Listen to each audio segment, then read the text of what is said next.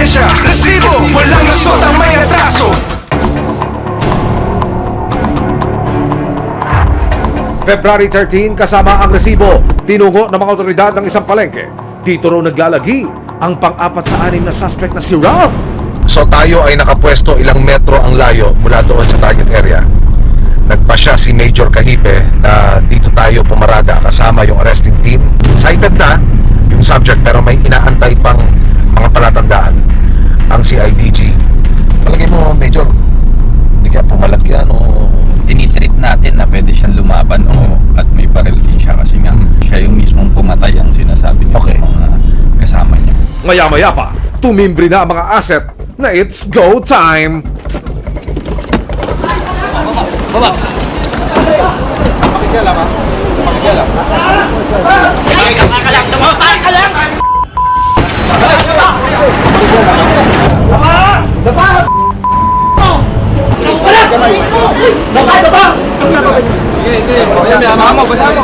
Inaaresto kita sa bisa ng warrant of arrest sa kasong kidnapping with homicide.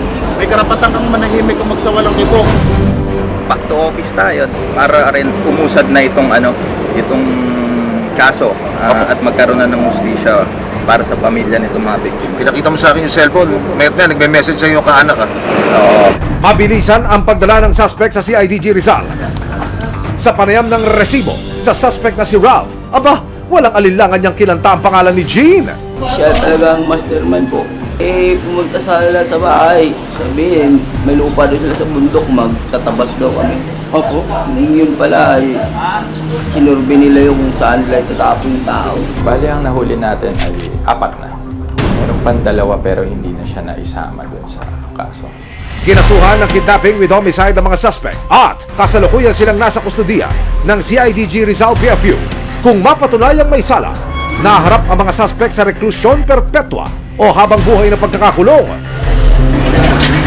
Dahil sa nangyaring krimen, sukdulan daw ang galit ni Irene sa kanilang magulang. Hindi ko na po talaga siya nakikita as my mother. Ang mensahe naman ni Irene sa kanyang namayapang ama. Kung naririnig man ako ni Papa ngayon, magiging matatag at matapang ako.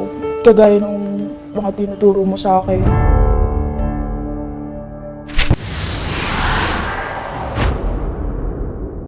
Maraming salamat sa panonood, mga kapuso. Para masundan ang mga reklamong nasolusyonan ng resibo, mag-subscribe lamang sa GMA Public Affairs YouTube channel